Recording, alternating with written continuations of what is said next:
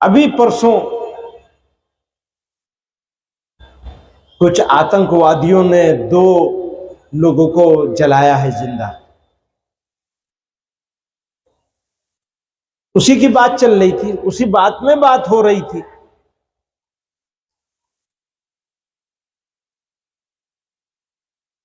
वो दहशतगर्द हैं और सरपरस्ती सरकार की है। लेकिन सवाल ये पैदा होता है, हम क्या कर रहे हैं? हमारी लड़ाई किसी और से नहीं है, हमारी लड़ाई तो हमसे खुद से है।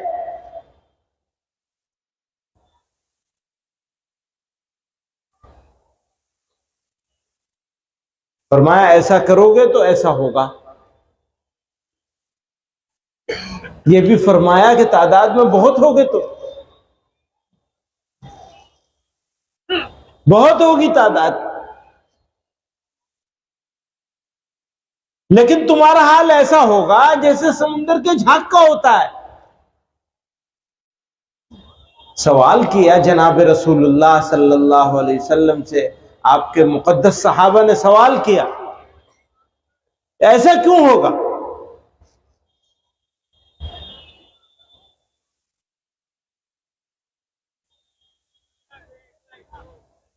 तो वजूहात बयान की गई है।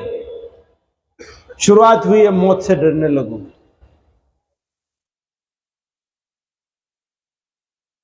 हर चीज का इंतजाम कर रहे हैं हम, घर का इंतजाम, बेटी का इंतजाम, बेटे का इंतजाम, खेत का इंतजाम करना भी चाहिए। ये सब करना ठीक है, करना भी चाहिए और कर ही रहे हैं। मौत का इंतजाम नहीं कर रहे। जो धोखा है उसके फिक्र में है और जो सच्चाई है उसको भूल गए। जिंदगी की सबसे बड़ी सच्चाई मौत है, जो टल नहीं सकती और सब मानते हैं। बहुत सारी चीजें ऐसी होती हैं जिसको हम मानते हैं, आप नहीं मानते, आप मानते हैं, हम नहीं मानते, या हम दोनों मानते हैं, कोई तीसरा नहीं मानता। बहुत सारी चीजें हैं, लेकिन मौत एक ऐसी हकीकत है जिसको सब जानते हैं, सब जानते हैं, सब मानते हैं। हाँ, आनी आनी है, बच नहीं सकते, बिलाखिर आएगी। अमीर हो या गरीब हो, गोरा हो या काला हो, कोई हो, किसी खित्ते का हो दुनिया के, जो पैदा हो गया उसको मरना पड़ेगा। सबसे बड़ी सच्चाई के बावजूद सबसे ज्यादा किस चीज को नजरअंदाज किया जाता है? भुलाए बैठे हैं मौत को। मौत को भूल गए।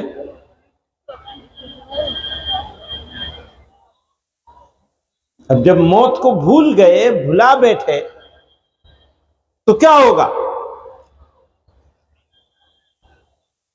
तो जिंदगी मकसूद हो जाएगी। हालांकि अल्लाह ताला क्या चाहते हैं? नबी अलैहिस्सलातु वस्सलाम ने फरमाया, दुनिया खुलिक़त लकुम, दुनिया तुम्हारे लिए बनाई गई, सजाई गई।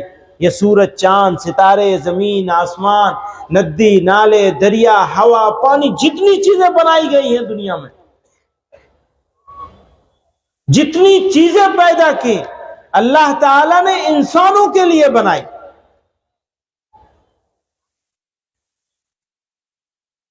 हमारे हजरत फरमाया करते थे, इंसानों का बेगारी खादिम बनाया।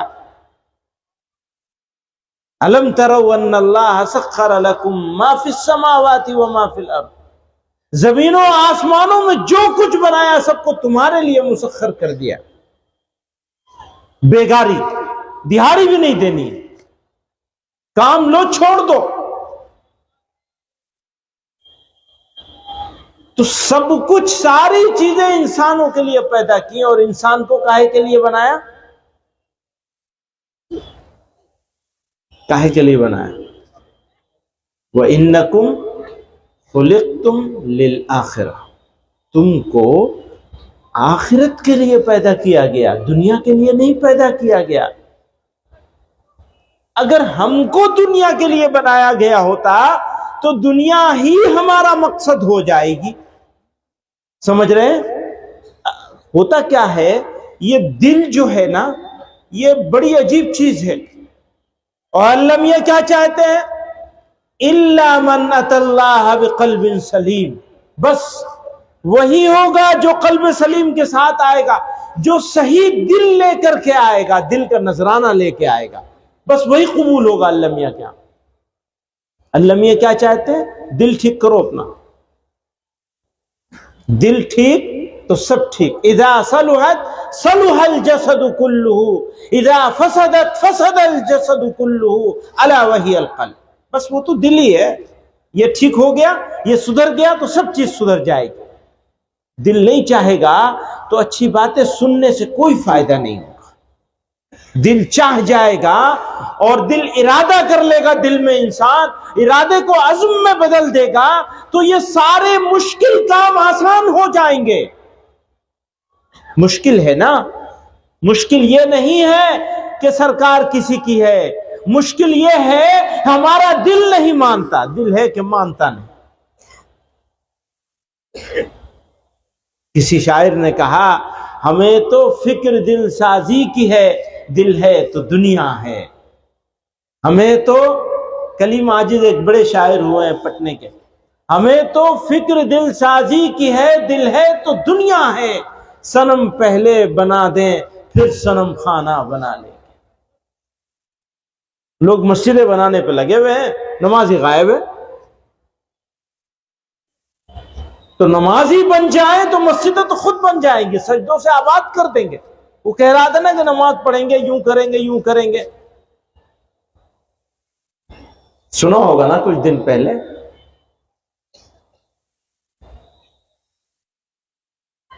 तो परेशानी कहां है? दिल में। और अल्लाह मियां दिली का वजन देखें। कुरान में अल्लाह मियां ने खुद ही कहा ना, इल्ला मन अतल्लाह बिक़ल्बिन सलीम, कल्ब सलीम के साथ जो आएंगे मेरे पास। तो बिगाड़ हो गया दिल में, अब दिल चाहता ही नहीं है उसे। दिल को चाहत है माल की,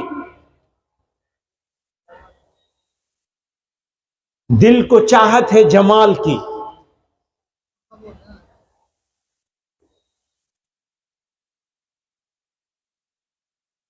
तो विसाले यार कैसे होगा?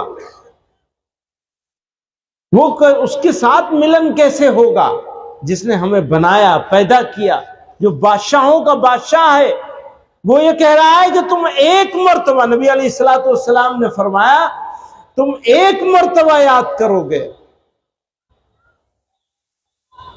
तो अकेले में याद करोगे तो वो अकेले में याद करेंगे, मजलिस में याद करोगे तो वो मजलिस में, तुम्हारे से अच्छी मजलिस में याद करेंगे, इससे बड़े जलसे में याद करेंगे।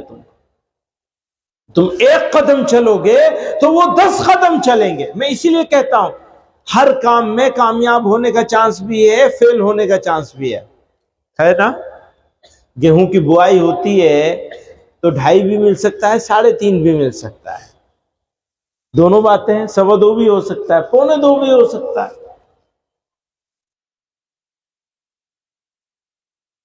लेकिन अल्लाह ताला की तरफ चलेंगे, तवज्जो करेंगे, उसकी बात मानेंगे,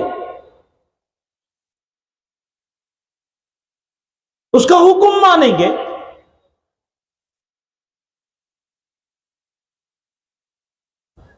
तो फिर ये तो नामुमकिन है कि आप फेल हो जाएं। हर चीज में फेल होने का चांस है, अल्लाह ताला की तरफ चलने में फेल होने का कोई चांस नहीं है, कोई इम्कान नहीं है। क्योंकि आप एक कदम चलेंगे, अल्लाह ताला 10 कदम चलेंगे।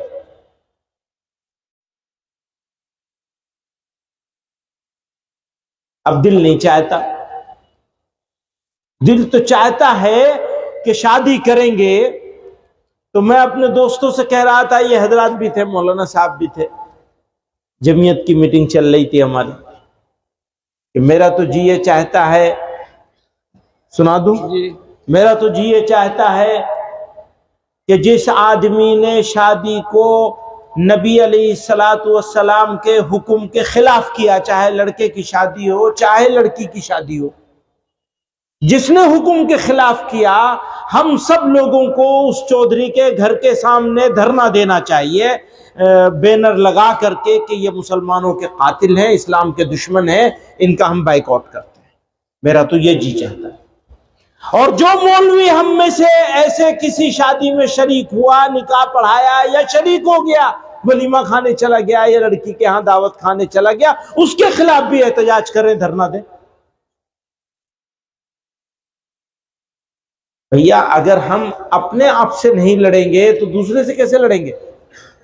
सुनो, एक पहलवान है, उसको पहलवानी के मुकाबले में जाना है तो साल भर तैयारी करनी पड़ती है एक दिन और चंद घंटे के मुकाबले के लिए, या नहीं करनी पड़ती है ना? उसकी लड़ाई अपने आप से चल रही होती है पूरे साल। उसका भी सोने को जी चाहता है लेकिन सोता नहीं है, वो सुबह सुबह उठ करके डंड पेलता है, करता है या नहीं? तरह तरह के खाने खाता है, तरह तरह की चीजें खाता है, तरह तरह की वर्जिशें करता है, बहुत सारी चीजें खाने को जी चाहता है, नहीं खाता है, क्योंकि उसे साल भर के बाद मुकाबला करना है, अपने आप से लड़ रहा होता है, तो मुकाबले में वो जाके खड़ा होता है पहलवान दूसरे पहलवान। हम अगर अपने आप से मुकाबला नहीं करेंगे तो दूसरे से कैसे मुकाबला करेंगे? जो अपने आप से मुकाबला नहीं कर सकता वो पहलवानी नहीं कर सकता, कैसे करेगा? और कोई मिसाल से कैसे समझाऊं मैं? सीधी सी बात थी, अल्लाह मियां ने ये कहा है, रसूलुल्लाह सल्लल्लाहु अलैहि वसल्लम ने ये फरमाया है, हम यही करके दिखाएंगे।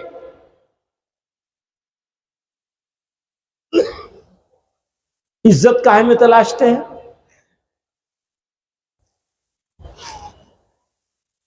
इज्जत है इसमें कि हम जैसे फला चौधरी ने किया ऐसे ही हम भी करेंगे, वो तो इसमें इज्जत तलाश रहे, पर दुनिया वालों ने इज्जत दूसरी चीज में। अगर कोई आदमी सच्चाई पर है तो उससे ज्यादा इज्जत वाला समाज में कोई दूसरा आदमी हो नहीं सकता। सच्चाई से बड़ी इज्जत की कोई चीज होती है? ईमानदारी, सच्चाई, शराफत, दूसरे का मददगार होना, ये जो क्वालिटीज हैं, ये जो खुसूसियतें हैं, इनका जवाब माल से दिया जा सकता है। इज्जत माल से नहीं खरीदी जाती, इज्जत तो किरदार से हासिल होती है। लोगों ने माल को समझ लिया, माल से वक्ती इज्जत होगी कि लोग देखेंगे कि बड़े ठेकेदार साहब आ रहे हैं, बड़े एमएलए साहब आ रहे हैं, बड़े फला साहब आ रहे हैं, बड़ा चौधरी साहब आ रहे हैं, सामने से खड़े भी हो जाएंगे, इज्जत भी कर लेंगे, पीछे गाली बकेंगे, बड़ा चौधरी बना फिरता है। लेकिन अगर आदमी सच्चा है तो बुरा भी कह रहे होंगे तो एक आदमी उसमें से जरूर बोलेगा, भाई कुछ भी हो आदमी तो सच्चा है। सुना होगा ना, गैर मुस्लिम के बारे में भी ऐसा सुना होगा, भाई आदमी वैसे तो चाहे जो कह लो, आदमी तो सच्चा है। तो सच्चाई की अपनी एक कीमत है, आप उसे खरीद नहीं सकते। वो कमाई आपको सच बोल के कमा सकते हैं आप। मैं वापस